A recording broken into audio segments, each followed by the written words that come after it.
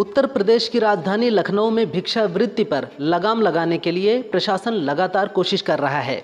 ऐसे में अब smart safe city control room में डीएम ने 19 चौराहों पर निगरानी के लिए टीम तैनात करने के निर्देश दिए हैं। सुल्तानपुर रोड, रायबरेली रोड, टेढ़ी पुलिया और सीतापुर रोड जैसे बाहरी इलाकों में भी कड़ी निगरानी रखी जाएगी। शहर में बाल भिक्षावृत्ति को बढ़ावा देने वालों की पहचान कर उनके खिलाफ सख्त कार्रवाई होगी। सूत्रों के मुताबिक एजेंसियों को ऐसे सबूत मिले हैं जिनसे पाकिस्तान हाई कमीशन में आईएसआई एजेंटों की तैनाती की बात सामने आती है। पाकिस्तानी दूतावास का कर्मचारी दानिश उर्फ एहसान उर रहमान असल में आईएसआई का एजेंट था। इसी के चलते भारत सरकार ने दानिश को पर्सोना नॉन ग्राटा घोषित करते हुए देश छोड़ने का आदेश दिया था। भारत में जासूसी के आरोप में हिरासत में लिए गए लोगों के तार भी इस मामले से जुड़ते दिख रहे हैं। पीपैल्को के सीईओ आशीष सिंघल की लिंक्ड इन पोस्ट चर्चा में है। उन्होंने लिखा, पिछले 10 साल में 5 लाख रुपए से कम आय वर्ग ने केवल 4%, जबकि 5 लाख से 1 करोड़ रुपए की आय वर्ग ने 0.4% वृद्धि देखी। खाद्य पदार्थों की कीमत 80% बढ़ी, क्रय शक्ति आधी हुई पर खर्च बढ़ गया। आप बचत, स्वास्थ्य और दीर्घकालिक सुरक्षा को अनदेखा कर रहे हैं, लोन पर निर्भर हो रहे हैं, सरकार की ओर से भी राहत नहीं है।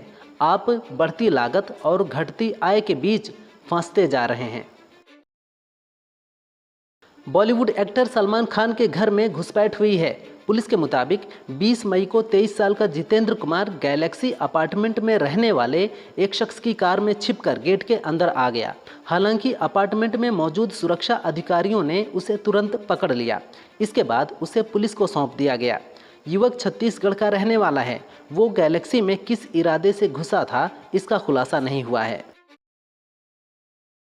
आगरा में ईदगाह रेलवे स्टेशन के आधुनिकीकरण के मौके पर फतेहपुर सीकरी से बीजेपी विधायक बाबूलाल ने कहा, आगरा का डीआरएम निकम्मा है। डीआरएम को नहीं पता कि आगरा में विधायक और सांसद कौन हैं। यहां रेलवे की ज़मीन पर अवैध कब्जा हो रहा है।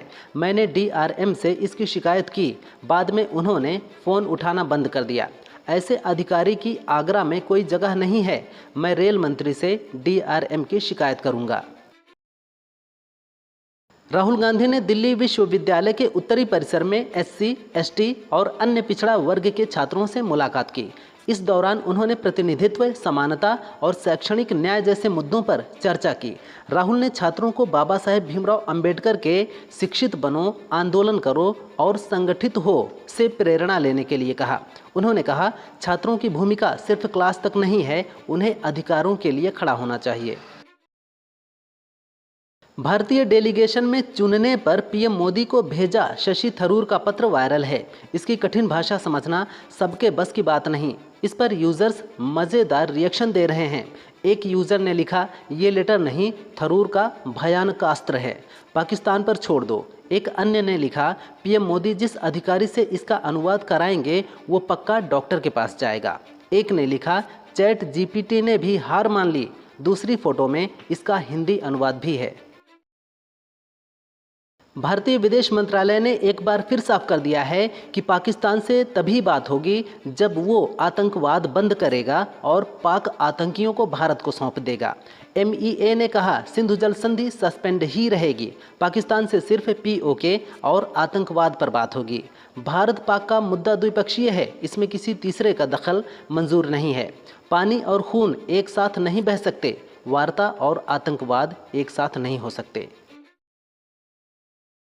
नीदरलैंड में एक इंटरव्यू के दौरान विदेश मंत्री जयशंकर ने भारत पाक सीज फायर पर अमेरिकी दखल पर सीधा जवाब दिया। उन्होंने कहा कि 2 देशों में युद्ध होता है तो अन्य देश इसके बारे में बात करते ही हैं। हमने अमेरिका को साफ कर दिया था कि पाकिस्तान सीज फायर चाहता है तो खुद बात करे। पाकिस्तान के सीधे बात करने पर ही सीज फायर हुआ है। जयशंकर ने पाकिस्तानी आर्मी चीफ आसिम मुनीर के धार्मिक दृष्टिकोण को भी कट्टरपंथी बताया। यूपी पुलिस में नौकरी कर रहे पति पत्नी को अब एक ही जिले में तैनाती दी जाएगी। पहले चरण में ऐसे 101 आरक्षियों का ट्रांसफ़र किया गया है, जिसमें महिला पुलिस कर्मियों को उनके पति की तैनाती के जिले में भेजा गया है। अब दूसरे चरण में पुरुष पुलिसकर्मियों को उनकी पत्नी के तैनाती वाले जिले में भेजा जाएगा। जल्द ही अराजपत्रित पुलिसकर्मियों को इसी आधार पर स्थानांतरित किए जाने की तैयारी की गई है।